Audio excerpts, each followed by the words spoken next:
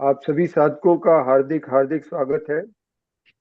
अभी हम वर्कशॉप की शुरुआत कर रहे हैं कि ये कि प्राणायाम क्या होता है, प्राणायाम क्यों करना चाहिए, प्राणायाम की परिभाषा क्या है, प्राणायाम में क्या क्या करना चाहिए और प्राणायाम कैसे करना चाहिए। प्राणायाम का यदि हम संधि विच्छेद करें शब्द का, तो दो शब्द आते हैं, प्राण और एक है आयाम, है ना। आयाम का अर्थ क्या होता है कि प्राण की गति को विस्तार देना, उसकी लंबाई बढ़ाना या उसमें कुछ चेंजेस करना, है ना। प्राणायाम की बात करते हैं तो उसका संबंध किससे आता है, तो वायु से आता है ना। अब वायु क्या प्राण है या प्राण क्या वायु है, इसके बारे में थोड़ा सा हम जानने की कोशिश करेंगे ना। तो हम जानने की कोशिश करेंगे कि क्या वायु और प्राण है। हम जानते हैं कि वायु जो है हमारे शरीर को बहुत आवश्यकता है वायु की, है ना। उसके बिना हमारा शरीर जीवित नहीं रह सकता, है ना। एक क्षण भी जीवित नहीं रह सकता। तो जब शरीर जीवित नहीं रहता तो उसको क्या कहा जाता है कि वो गत प्राण हो गया, है ना। मतलब क्या हो गया उसमें, उसके प्राण निकल गए हैं शरीर से, है ना। तो प्राण और वायु, क्योंकि वायु तो तब भी उसके फेफड़ों में है, तभी उसके अंगों में है, कोशिकाओं में भी वायु हो सकती है कुछ प्रमाण में, लेकिन क्या नहीं है, प्राण नहीं है। मतलब प्राण और वायु को हम थोड़ा सा अलग अलग ढंग से समझने की कोशिश करेंगे ना। तो हमको सांसों की जरूरत है, जब तक सांस चलती है तब तक ही हमारा जीवन है, ये हम जानते हैं ना। लेकिन हम एक प्राण की बात करें जो हमारे शरीर में भी है और ब्रह्मांड में भी है, तो उसको हम एक शक्ति के रूप में देखें ना, एक शक्ति के रूप में। योग में हम हमेशा कहते हैं कि प्राण शक्ति है ना, जिसकी बात जो चेतन जो चेतन तत्व है हमारे शरीर में, उसको हम कहते हैं, या तो प्राण शक्ति कहते हैं या चेतन तत्व कह सकते हैं या चेतन शक्ति कह सकते हैं, यू नो। तो जो हमारे शरीर को संचालित करती है, अलग अलग ढंगों से संचालित करती है। हम ज्यादा आगे नहीं जाने की कोशिश करेंगे। तो हम जानते हैं कि जैसे एक दिया है, उसमें कुछ तेल है और बाती लगी हुई है, वो जल रहा है। वो कब तक जलेगा, जब तक उसमें तेल है। तो हमारे शरीर में भी परमात्मा का एक अंश है ना, जिसको हम प्राण शक्ति कह सकते हैं, आत्मा कह सकते हैं, आत्म तत्व कह सकते हैं। इन अलग अलग नामों से, चेतन शक्ति कह सकते हैं, इन अलग अलग नामों से हम जान सकते हैं। लेकिन क्या तेल की जो बाती है वो अखंड जलती रहेगी, जो इसमें कुछ तेल डालने के बिना तो नहीं जल पाएगी ना। तो उसमें बार बार तेल डालने की जरूरत है। तो हमको भी ब्रह्मांड से भी ईश्वरीय शक्ति जो है, परमात्मा की शक्ति है, उसको बार बार हमको ग्रहण करने की आवश्यकता है। तो वो कैसे होती है, वो सांसों के माध्यम से। लेकिन सांसों के माध्यम से हमने तो बोला कि सांसों से तो हम केवल वायु ग्रहण करते हैं। वायु में ऑक्सीजन भी होती है, प्राण वायु भी होती है, लेकिन वो वायु ही है। प्राण शक्ति भी निरंतर हमारे शरीर में प्रवेश करती रहती है ताकि उसको रिप्लेनिश किया जा सके। भी ये प्राण शक्ति शरीर के भीतर काम कैसे करती है, क्योंकि प्राणायाम का उद्देश्य भी यही है कि प्राण शक्ति को बढ़ाना, प्राण शक्ति के माध्यम से जितने भी हमारे शरीर में गंदगी है उसको भगाना। तो वही हमारे प्राण शक्ति का काम है। योग में कहा गया है कि हमारे शरीर के भीतर, हमारे सूक्ष्म शरीर में, क्योंकि वो सूक्ष्म शरीर में है, ये नाड़ियां हमको दिखती नहीं है ना। 72,000 नाड़ियों की संकल्पना की गई है हठयोगी ग्रंथों में। हालांकि कुछ ग्रंथ जो है वो 3,50,000 भी बताते हैं, लेकिन अधिकतर ग्रंथ जो है 72,000 नाड़ियों के ऊपर है। ये सूक्ष्म रूप से हमारे शरीर में चारों ओर फैली हुई है और हर कोशिका तक पहुंच रही है। मतलब हर अंग, हर कोशिका, हर ऊतक, सब जगह ही ये नाड़ियां फैली हैं। मतलब हमने एक उद्देश्य जान लिया कि जो प्राण 72,000 नाड़ियों में जो आए हुए अवरोध हैं, उसको दूर करने के लिए हमको प्राणायाम का अभ्यास करना चाहिए। तो समाधिपाद का दूसरा सूत्र है, वो क्या है, योग चित्त वृत्ति निरोध। मतलब योग का उद्देश्य क्या है कि चित्त में उठने वाली वृत्तियों का निरोध करना। चित्त में वृत्तियां मतलब क्या होती है, विचार, भावनाएं, इस सबको हम वृत्तियां कह सकते हैं ना। मतलब मन में जो भी चीज उत्पन्न हो रही है, वो किसके द्वारा हो रही है? हमारी पंच ज्ञानेंद्रियों के द्वारा हो रही है, जिससे हम संवेदना ले रहे हैं, उसके ऊपर से मन में विचार उठते हैं। तो योग का उद्देश्य क्या है कि उठने वाली वृत्तियों को रोक देना या उसमें फुल स्टॉप लगा देना, एटलीस्ट वो विचलन न करे ना।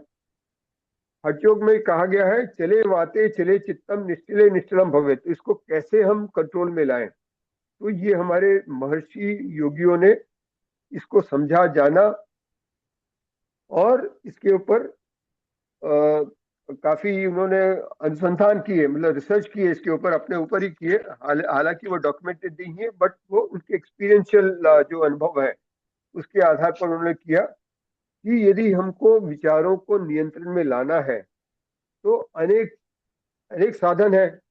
पतंजलि मुनि ने अष्टांग योग में हर अंग में अलग अलग साधन बताए हैं, उसके उससे चित्त की वृत्तियों का निरोध कुछ प्रमाण में हर अंग में बताया गया है। और जैसे जैसे हम उसमें उत्थान करते रहते हैं, जैसे जैसे हम उसमें अग्रसर होते जाते हैं, तो क्या होता है कि हमारा चित्त शांत एकाग्र होता रहता है।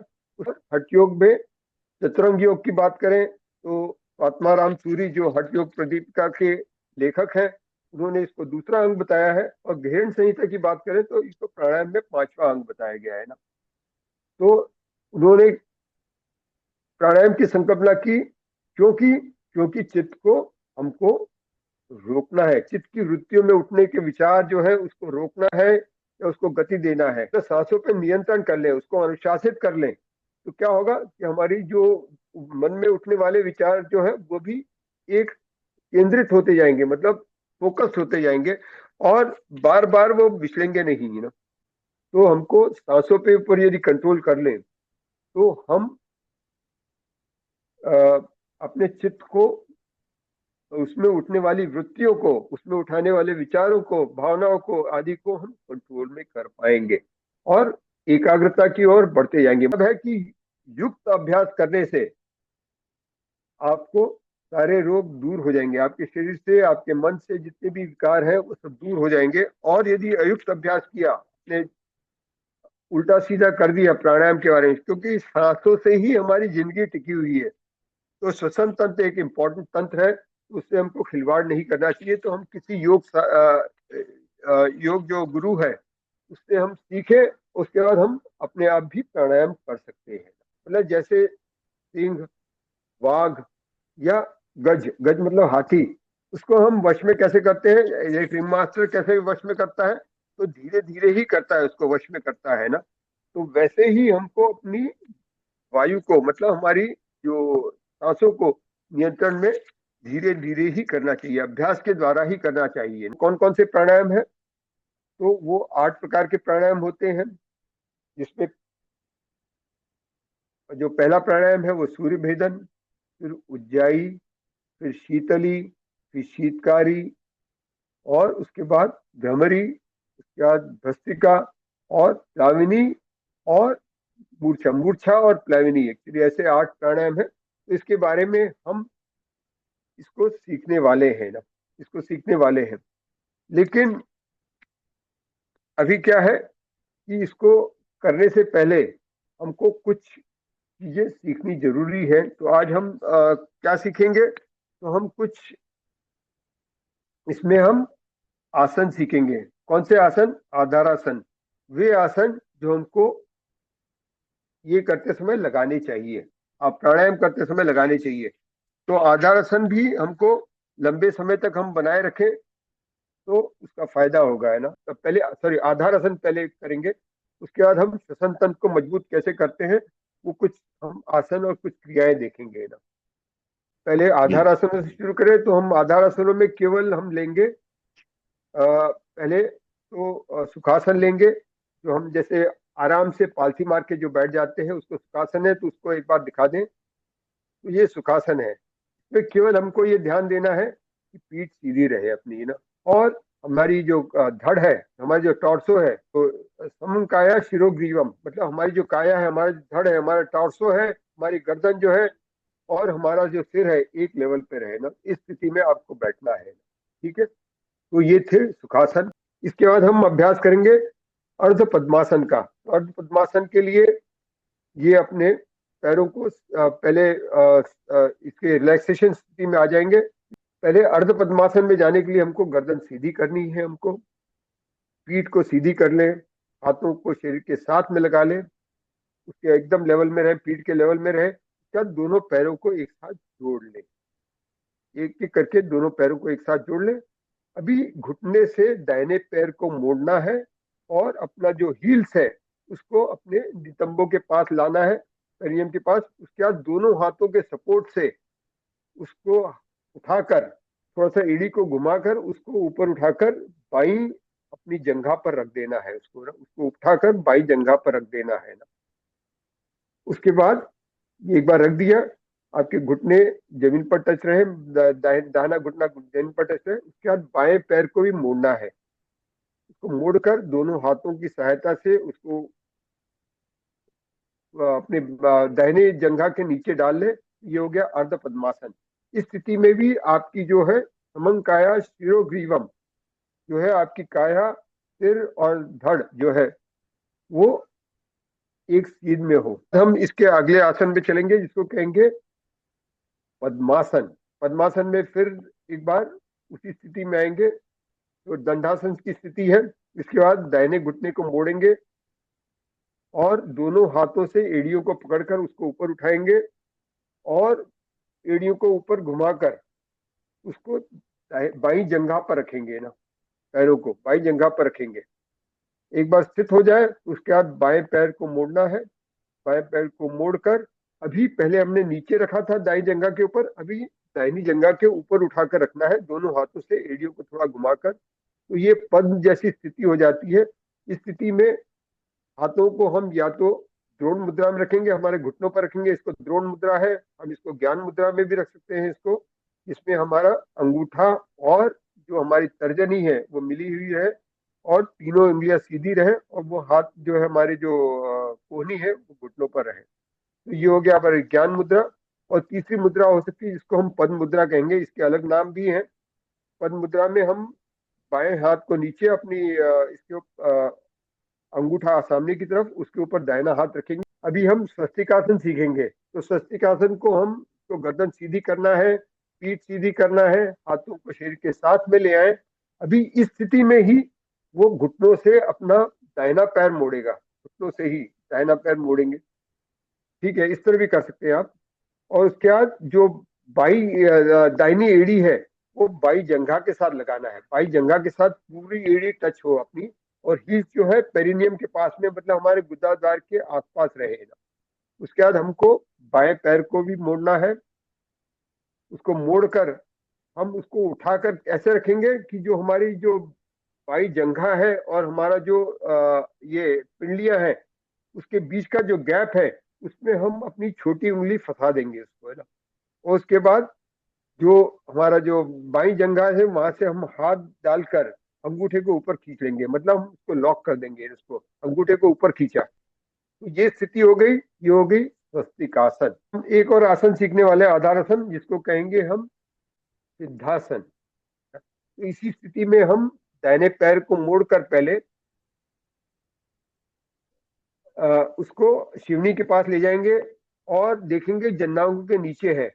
उसके बाद हम दूसरे पैर को भी मोड़ेंगे, दूसरे पैर को भी मोड़ना है, उसको ऊपर उठाना है और उसको थोड़ा एड़ी को घुमाकर एड़ी के ऊपर एड़ी रखनी है, मतलब जन्नांगों के ऊपर ये एड़ी आएगी। अभी अभी ये जो बेस है थोड़ा सा और चौड़ा हो जाएगा ना, जो ट्रेंगुलर बेस है वो थोड़ा और चौड़ा हो जाएगा। तो इसको कहते हैं सिद्धासन।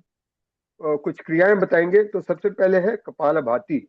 कपालभाति के लिए हमको पद्मासन में बैठना ज्यादा उपयुक्त होता है। स्थिति में कपालभाति में हम क्या रिकमेंड करेंगे कि आपके हाथ द्रोण मुद्रा में रहे ना, और आपकी जो कोहनियां है वो सीधी रहे ना, वो मुड़ी ना रहे ना, ताकि आपके जो कंधे से है वो आपको पीठ सीधी रहने में मदद करे। सांसों को अंदर ग्रहण करना है, पूरी हमारी फेफड़ों को भर लेना है और उसके बाद फेफड़ों को ऊपर रखते हुए ही हमको सांसों को बाहर निकाल लेना है ना, मतलब फेफड़े ऊपर ही रहे, हमारी चेस्ट ऊपर ही रहे और हमको उसको सपोर्ट देना, ऊपर रखने के लिए सपोर्ट देना है। तो हमारी कोहनियां सीधी है और हमारे हाथ द्रोण मुद्रा में है ना। अभी इस स्थिति में हमको कुछ समय तक सामान्य सांस ग्रहण करनी है, सामान्य सांस ग्रहण करनी है। श्वास और प्रश्वास कुछ समय तक चलने दें ताकि आपके पेट की मूवमेंट चलती रहे। 20 तक स्ट्रोक देने के लिए मैं इंस्ट्रक्शन दूंगा, तो तब स्ट्रोक चालू करेंगे और 20 होने के बाद आप रोक देंगे ना। आशीष जी आप स्ट्रोक शुरू करें। 1 2, हाँ अपने आप करें अभी 20 तक।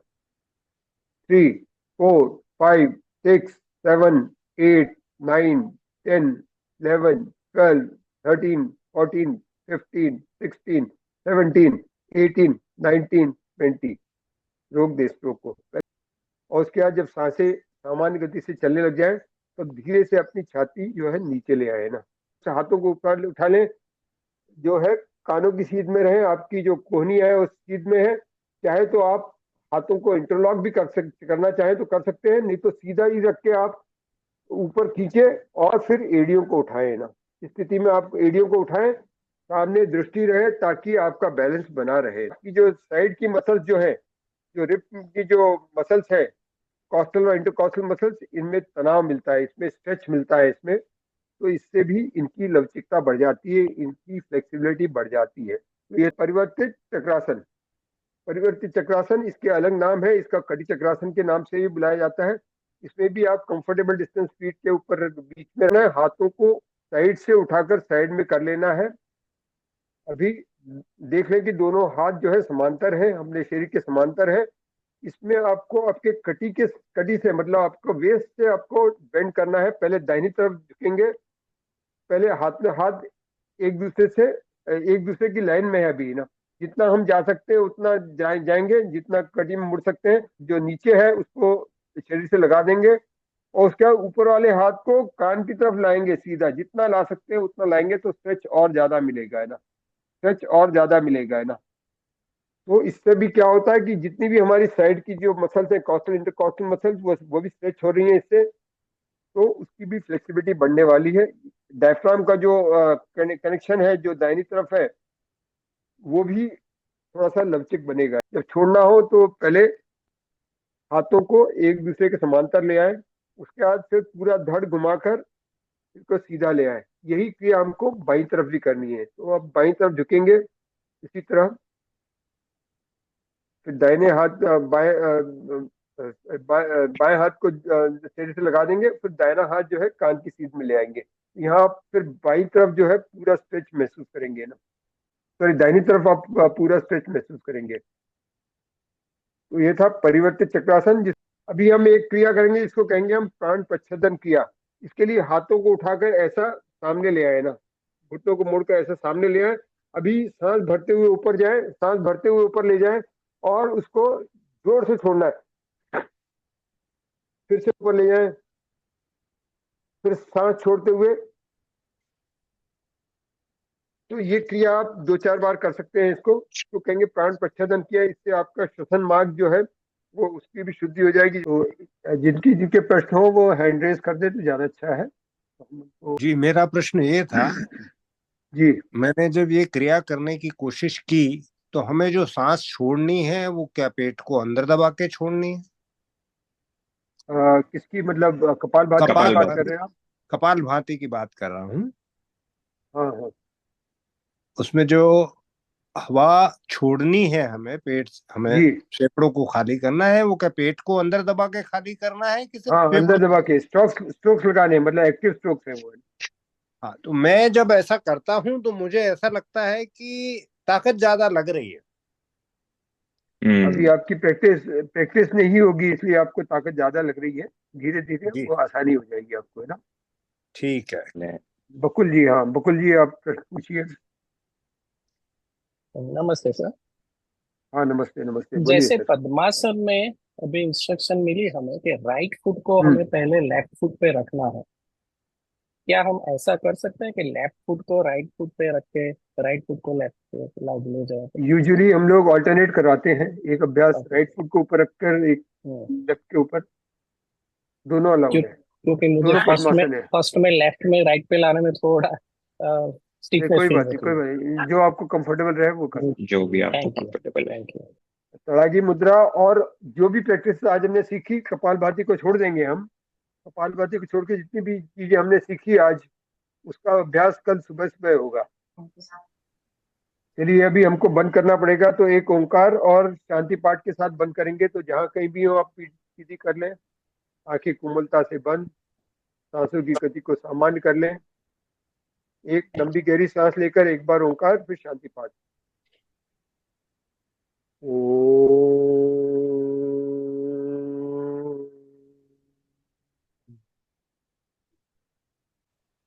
कोमलता से अपनी आंखें खोल लें। आप सभी का बहुत बहुत धन्यवाद। आशा करते हैं कि आप सब कल फिर से जुड़ेंगे और कल भी हम प्राणायाम की वर्कशॉप में आनंद लेंगे। बहुत बहुत धन्यवाद।